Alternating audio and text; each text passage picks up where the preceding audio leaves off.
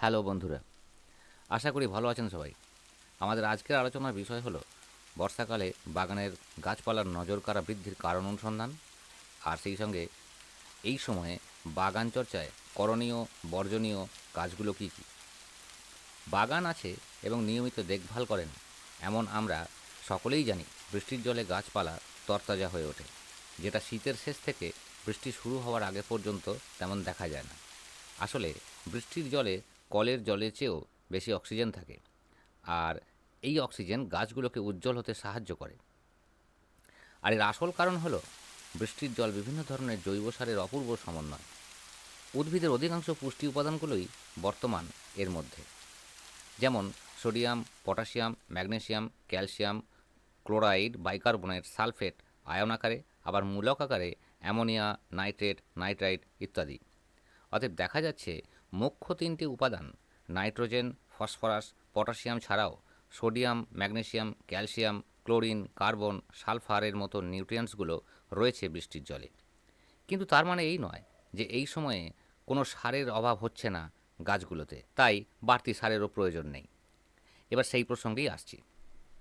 মূলকগুলোর মধ্যে ammonia, nitrate, nitrite এগুলো সবই নাইট্রোজেনের যোগান দেয়। তাই এতে বোঝা যাচ্ছে অন্যান্য উপাদানগুলোর মধ্যে নাইট্রোজেন একটু বেশি মাত্রাতেই পাওয়া যায় বৃষ্টির জলে।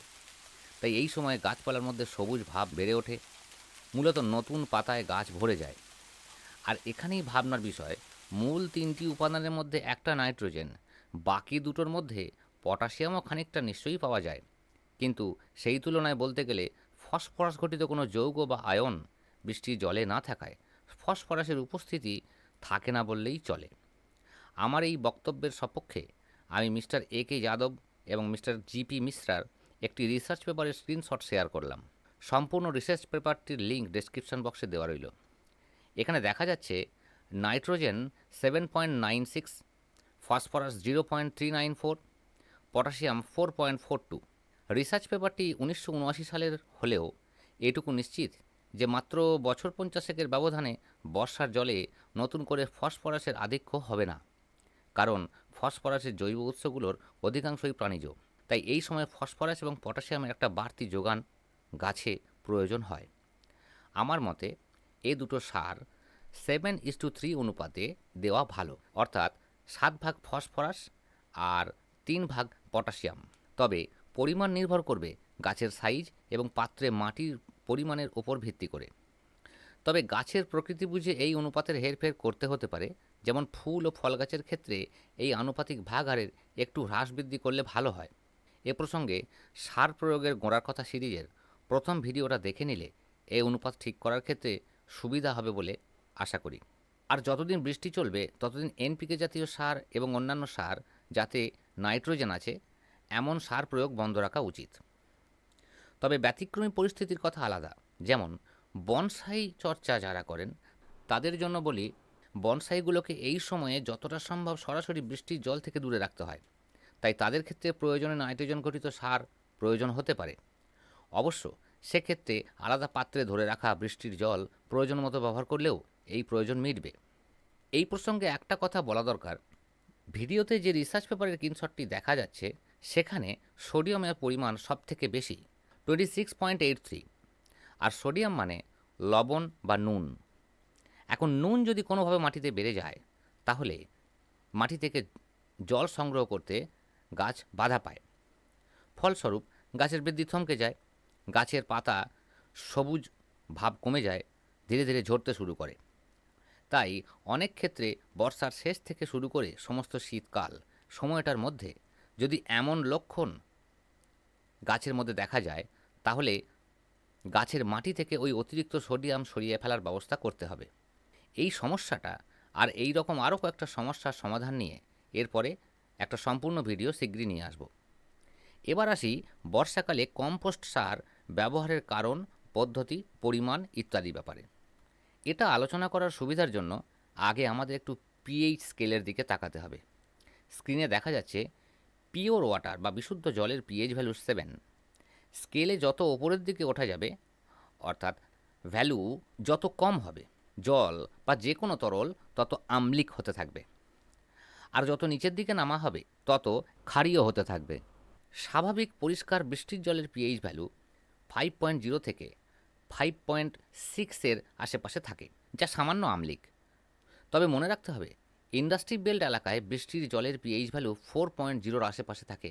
তার মানে এই এলাকার বৃষ্টি আরও বেশি আম্লিক, কারণ কলকারখানা থেকে বেরোনো সালফার ডাইঅক্সাইড বা নাইট্রোজেন অক্সাইড বাতাসে ভাসমান অবস্থাতেই বৃষ্টির সাথে মিলিত হয়, আর তখনই এই জল অনেক বেশি অ্যাসিডিক হয়ে ওঠে। তখন সেই বৃষ্টিকে অ্যাসিড বৃষ্টি বা আম্লিক বৃষ্টি বলে। তাহলে দেখা যাচ্ছে, মাটি সাধারণ বৃষ্টির জলে খুব সামান্য অ্যাসিডিক হয়ে পড়ে, আর যদি অ্যাসিড বৃষ্টি হয় তাহলে তো কথাই নেই, মাটি অত্যন্ত অ্যাসিডিক হয়ে যাবে। তো মাটি অ্যাসিডিক হয়ে পড়লে গাছের কী ক্ষতি?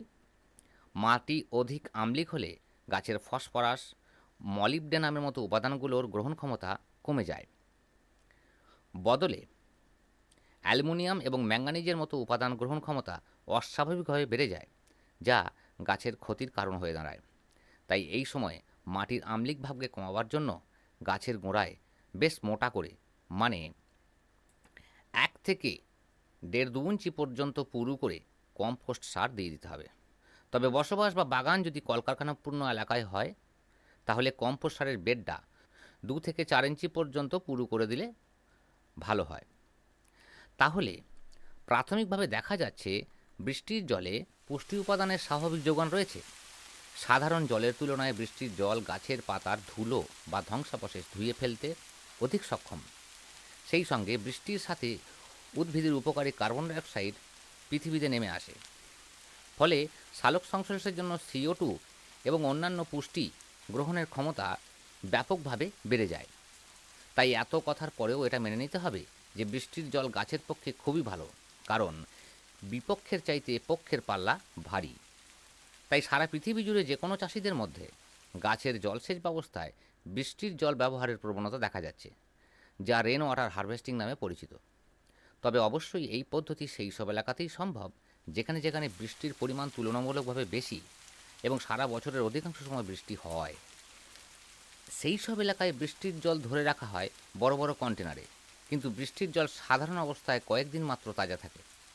তাই এই সমস্যা থেকে মুক্তির জন্য পরিষ্কার, শীতল, অন্ধকার এবং ঢাকনাযুক্ত পাত্রে এই বৃষ্টির জলকে ধরে রাখা হচ্ছে, যার ফলে কয়েক সপ্তাহ পর্যন্ত সেই জল ভালো রাখা সম্ভব হচ্ছে।